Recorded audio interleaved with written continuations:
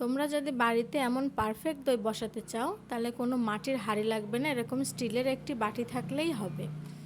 তো চলো রেসিপিটি দেখে নাও। তো এখানে আমি 1/2 লিটারের বেশি দুধ নিয়ে নিয়েছি। তো দুধটাকে ভালোভাবে জাল করে নিতে হবে। ভালোভাবে জাল করে নিয়ে মানে দুধটা যতটা আছে তার হাফ নিয়ে আসতে হবে।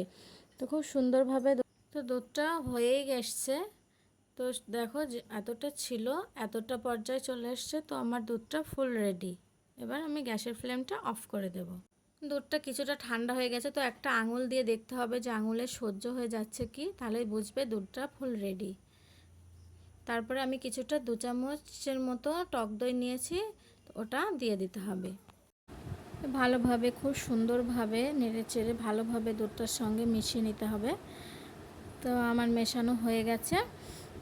এই পর্যায়ে এসে বাটিতে দুধটা বসিয়ে দিতে হবে, দিয়ে একটা ছোট্ট এরকম বাটির সাহায্যে ওটা ঢেকে দিতে হবে। তার উপরে আরেকটি বড় সাইজের বাটিতে ওটা সুন্দরভাবে ঢেকে একটা কাপড় দিয়ে চারি সাইড দিয়ে এটা মুড়িয়ে সারা রাতের জন্য রেখে দিতে হবে। তো সারা রাত আমি এইভাবে রেখেছিলাম। তো চলো এবার দইটা দেখি কেমন বসেছে। তো দেখতেই পাচ্ছ, দেখো কত সুন্দরভাবে দইটা বসে গেছে। তো দইটা খুব সুন্দরভাবেই সেট হয়ে গেছে, তোমরা দেখতেই পাচ্ছ। তো এইভাবে দেখেছো কত সুন্দরভাবে দইটা পারফেক্টভাবে বসেছে একটা স্টিলের বাটিতে। তো এইভাবে যদি তোমরা বাড়িতে দই বসাতে চাও টক দই, তো আমার রেসিপিটি ফলো করো।